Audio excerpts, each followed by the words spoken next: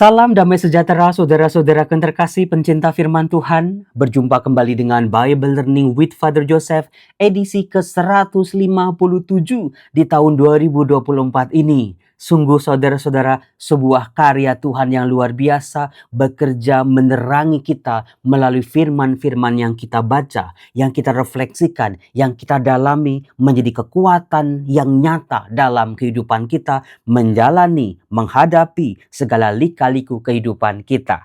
Saudara-saudara, hari ini Anda sudah ke gereja belum? Sudah dong Romo. Lalu tadi di gereja sedang merayakan apa? Merayakan hari raya tubuh dan darah Kristus. Tidak heran di hari Minggu ini atau kemarin banyak anak-anak menerima komuni pertama. Selamat untuk semua anak-anak, anak Anda, cucu Anda yang hari ini menerima tubuh Kristus komuni pertama. Semoga Anda semua, adik-adik semua menjadi anak-anak Tuhan, ditemani oleh kuasa yang sungguh luar biasa untuk menapaki masa depan yang jauh lebih baik. Saudara-saudaraku yang terkasih, kalau kita lihat-lihat saudaraku, sejak Paskah itu kayaknya gereja injek pedal gas itu kenceng banget. Karena apa? Setelah Paskah kita merayakan hari kebangkitan Tuhan, kenaikan Tuhan, kemudian juga Pentakosta, ada novena Roh Kudus, kemudian juga ada bulan Maria. Lalu minggu kemarin itu hari raya Tritunggal Maha Kudus, minggu ini hari raya tubuh dan darah Kristus. Iya ya benar ya Romo ya, perayaan demi perayaan terus menerus. Sejak Pentakosta kita bisa melihat saudara-saudara, karya Roh Kudus ini sungguh meledak luar biasa dalam sejarah gereja. Umat beriman diajak untuk menyadari betapa besar karya Roh Kudus ini yang menemani dan menyertai seluruh umat beriman. Saudara-saudaraku yang terkasih, di hari raya tubuh dan darah ini kita betul-betul diajak untuk melihat kembali apakah orang beriman Kristiani merasakan apa ketika menerima komuni kudus. Sebagai peringatan, warning atau red flag saudara-saudara, kalau Anda terima komuni, Anda sudah tidak merasakan apa-apa lagi, itu sudah sebuah tanda-tanda hati-hati dengan iman kita. Ini sudah bahaya ini. Ya Romo, seringkali beberapa kali sih Romo, akhir-akhir ini tambah sering sih Romo, ketika masalah datang silih berganti, hidup makin ruwet, banyak kesedihan, banyak kekecewaan, banyak kegagalan, terima komuni ya udah terima gitu aja. Ya ngomong sih amin gitu, terus kita makan terus udah kayak nggak ada apa-apa. Saudara-saudara, hati-hati. Lalu Romo, memang apa sih yang Romo yang diharapkan sikap yang baik supaya komuni kudus itu yang kita terima meninggalkan sesuatu buat kita. Jangan kita nggak ngerasa apa-apa. Saudara-saudaraku, penting buat kita untuk mengadakan sebuah persiapan yang cukup sebelum kita menerima komuni kudus. Kalau dulu orang tua zaman dulu nggak boleh makan 1 jam misalnya. Nggak boleh minum 1 jam sebelumnya. Sebelum komuni kudus, hosti kudus itu kita letakkan di mulut kita. Ini penting. Kemudian dulu jangan dikunyah Romo. Jangan, nanti nyelip-nyelip di gigi. Nggak hilang nanti habis pulang gereja kita makan bakso misalnya campur-campur. Saudara-saudara, persiapan yang matang. Apakah Anda sebelum hari Minggu pergi ke gereja, di hari Sabtunya Anda baca firman yang mau dibacakan dulu? Bacaan pertama, bacaan kedua, bacaan Injil. Supaya ketika nanti dibacakan Anda ngerti. Oh iya, tadi malam sudah baca, ngerti gitu. Ketika romonya khotbah, Anda bisa ngikutin omongan romonya. Sebab kalau Anda nggak nyiapin apa-apa, ini bacaannya apa, ngomong apa, khotbahnya jelas apa enggak, arahnya kemana, apa yang mau diomongin, gitu. Pentingnya sebuah persiapan. Tobat yang sejati. Ini penting luar biasa saudara-saudara. Tuhan Yesus pernah berkata bahwa sebelum kamu mempersembahkan korban, ketika kamu mempersembahkan korban, kamu ingat masih ada urusan yang belum selesai dengan saudaramu, hendaklah kamu berdamai dulu dengan dia. Jangan sampai Kita pergi ke gereja, bahkan terima komuni, tapi masih ada kebencian, masih ada jengkel, masih ada kemarahan. Hati-hati saudara, inilah yang membuat Anda terima komuni nggak ngerasain apa-apa lagi. Yang kedua, dalam perayaan Ekaristi, coba betul-betul ikuti. Perayaan Ekaristi adalah perayaan syukur. Maka sejauh masih ada syukur dalam hati Anda, apa yang mau Anda syukuri nih Romo? Romo, berkat-berkat saya kecil Romo, susah untuk bersyukur. Tetaplah bersyukur. Tuhan, terima kasih. Aku bersyukur buat semua kebaikan-kebaikan-Mu. Aku boleh datang lagi ke rumah-Mu. Aku boleh berjumpa dengan saudara-saudara seiman. Aku boleh bernyanyi memuji-Mu, memuliakan-Mu. Aku boleh mendamaikan diriku lagi dengan Engkau. Itu luar biasa. Ikuti setiap bagian-bagian dalam perayaan Ekaristi. Karena setiap bagian pasti punya perannya tersendiri.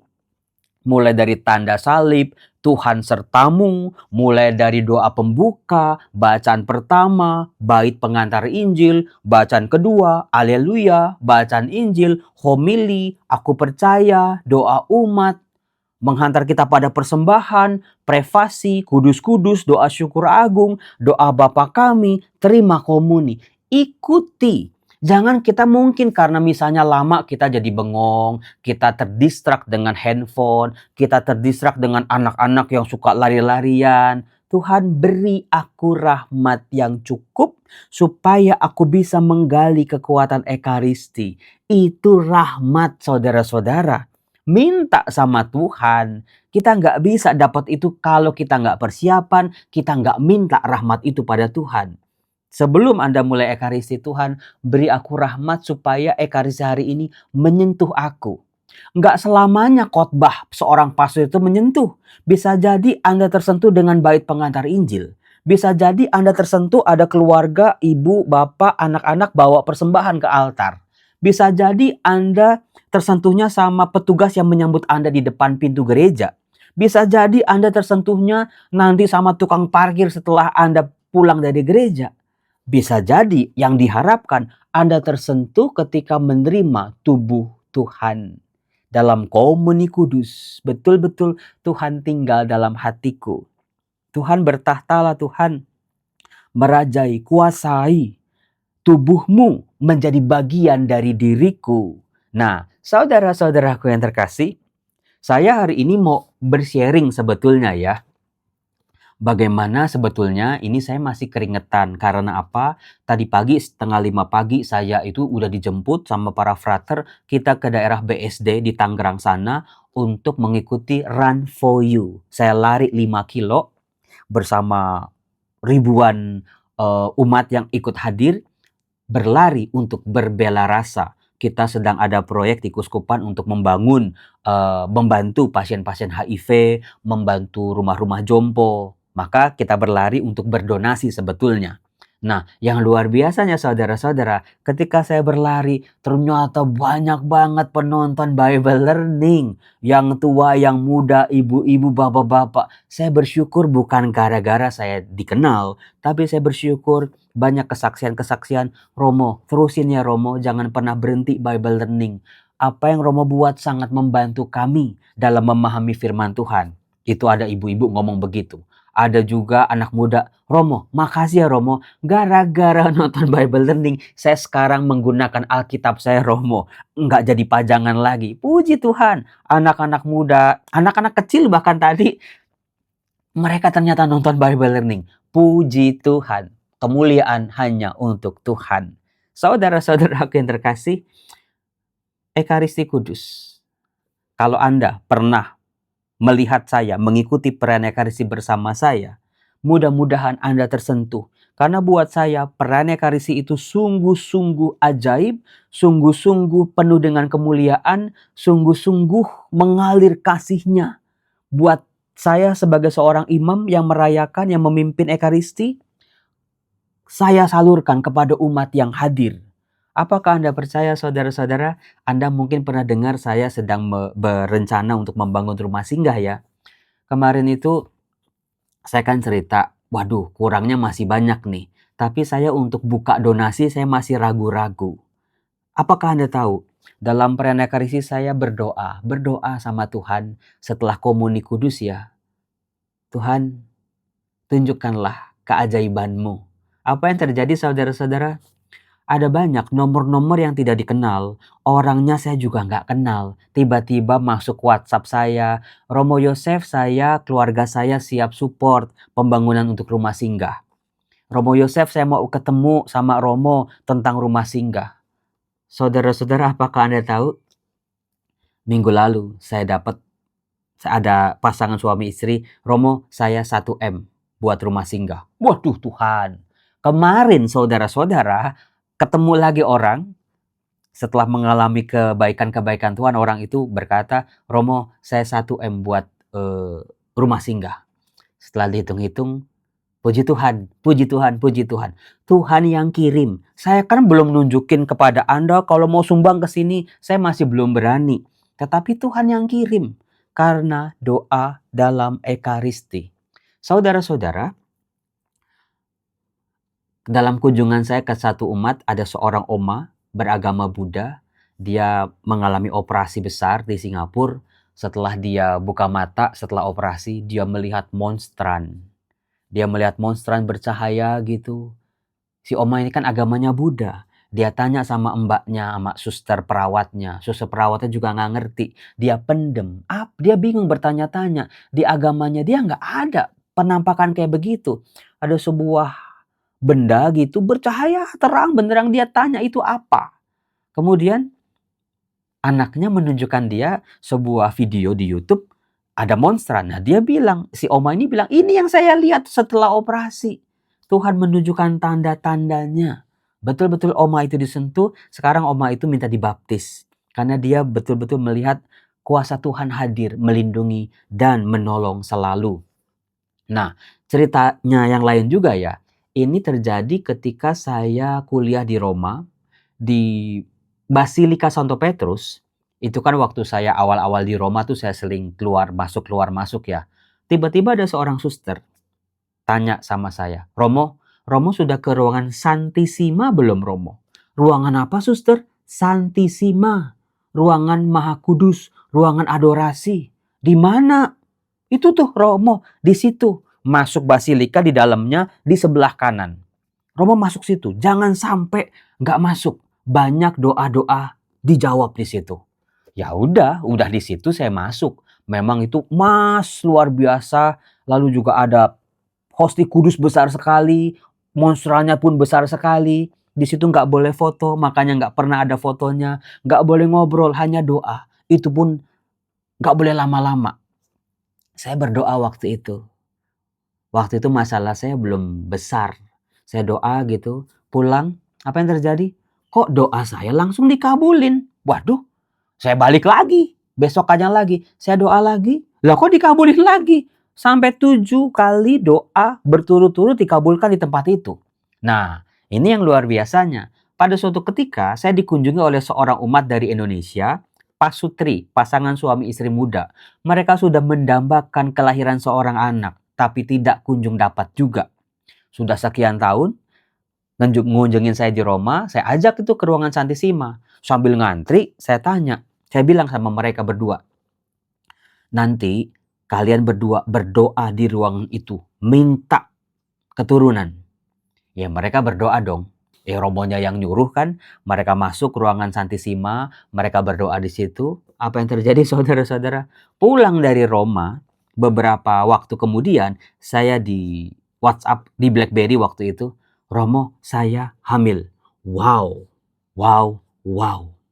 Nah, makin saya yakin ruangan itu pasti ada sesuatu di situ. Ruangan pentatahan Sakramen Maha Kudus, ruangan adorasi di dalam Basilika Santo Petrus di Roma. Kalau Anda kebetulan ke sana, jangan lupa ke situ. Tergantung persiapan kita juga sih, tergantung rahmat juga. Karena ruangan itu nggak dibuka seterusnya ya. Kadang dibuka, kadang ditutup. Ada jam-jamnya. Kemudian, kisah itu kan, saya ceritain kemana-mana. Saya didatangi nih sama seorang ibu, pengusaha ibu ini. Ngantri lagi, saya bawa lagi ke ruangan itu. Jadi saya tuh paling demen bawa turis-turis Indonesia ke ruangan itu.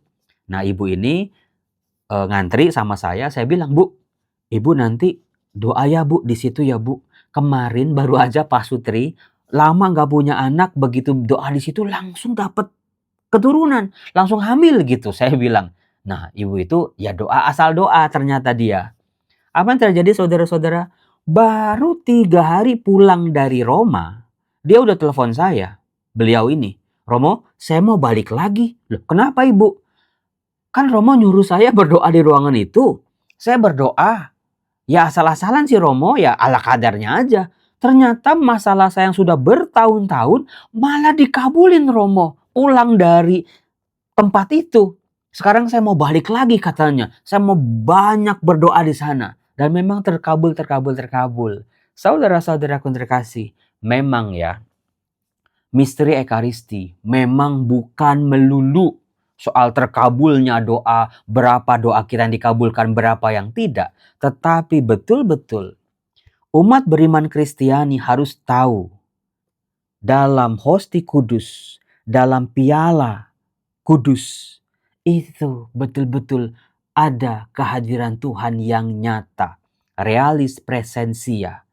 Tubuh Tuhan yang diwariskan buat kita menjadi kekuatan buat gerejanya. Maka kalau setiap hari Minggu, kalau memang ada kesempatan ke gereja, Anda bisa ke gereja. Waktunya ada, tenaganya ada, kesempatannya ada. Gunakan saudara-saudara. Jangan biarkan komuni kudus itu lewat.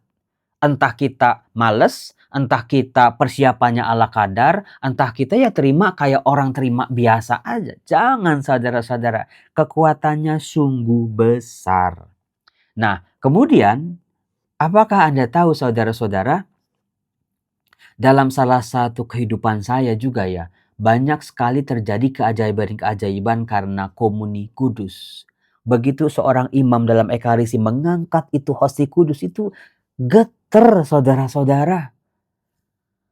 Kalau saya sambil ngangkat hosti kudus, lalu saya mikir, abis ini saya mau pergi ke sini, abis ini saya pergi ke situ. Itu biasanya godaannya kenceng banget.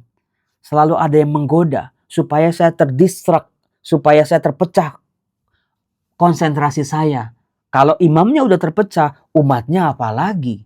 Maka dari itu saudara-saudara, sebagai seorang imam, saya harus mempersembahkan ekaristi dengan yang terbaik. Kemudian juga Anda umat beriman, terimalah komuni kudus sesering mungkin saudara-saudara. Setiap hari ya boleh, seminggu sekali. Jangan sampai Anda udah lama banget Romo, enggak komuni kudus Romo, karena males. Saudara-saudara, apakah Anda masih ingat waktu zaman pandemi COVID? Ketika justru kita enggak boleh ke gereja, enggak bisa ke gereja. Kita mendambakan komuni batin. Rindu rasanya, pengen banget kita terpisah dari kasih Tuhan, dari tubuh dan darahnya. Nah sekarang kan COVID-nya udah nggak ada. Yuk rayakan Ekaristi. Bagi Anda yang sudah lama banget nggak ke gereja, yuk pulang yuk ke rangkulan Bapak. Yuk pulang dalam kasih Bapak yuk. Bapa akan memberikan hidup putranya buat kita sebagai kekuatan bagi kita bahwa kita tidak berjuang sendirian. Saya yakin banyak penonton yang juga banyak mengalami mukjizat-mukjizat Ekaristi. Mereka mungkin gak bisa aja ceritanya. Ada yang ngelihat sinar, ada yang ngelihat pancaran terang, ada yang merasakan dalam, ada yang merasakan wajah Tuhan hadir, ada yang disapa sama Tuhan, ada yang dipeluk sama Tuhan. Aneka macam kisah-kisah mukjizat Ekaristi sudah terjadi sejak 2000 tahun yang lalu sampai hari ini saudara-saudara. Maka dari itu, satu, persiapan. Jangan dilupakan saat Ekaristinya, dan jangan lupa setelah Ekaristinya. Jangan sampai tubuh Kristus yang kita terima itu udah selesai. Bagaimana nih? Ada Tuhan dalam tubuhku, ada Tuhan dalam hidupku, ambil bagian dalam hidupku. Masa aku mau sih mukul istriku misalnya? Masa aku mau ke tempat-tempat yang hiburan-hiburan yang tidak yang menyedihkan hati Tuhan? Kan ada Tuhan di sini. Masa aku mau begini-begini melakukan tindakan-tindakan yang merugikan kita sebetulnya. Ada Tuhan di dalam sini. Ada Tuhan yang menjaga. Ada Tuhan yang selalu menguatkan. Saya Romo Yosef selalu berdoa. Semoga Anda menerima komuni kudus dengan hati yang bersih. Mengalami kekuatan, menerima rahmat-rahmatnya setiap hari. Salam damai sejahtera. Tuhan Yesus memberkati kita semua. Bye-bye. Selamat Hari Raya Tubuh dan Darah Kristus. Bye.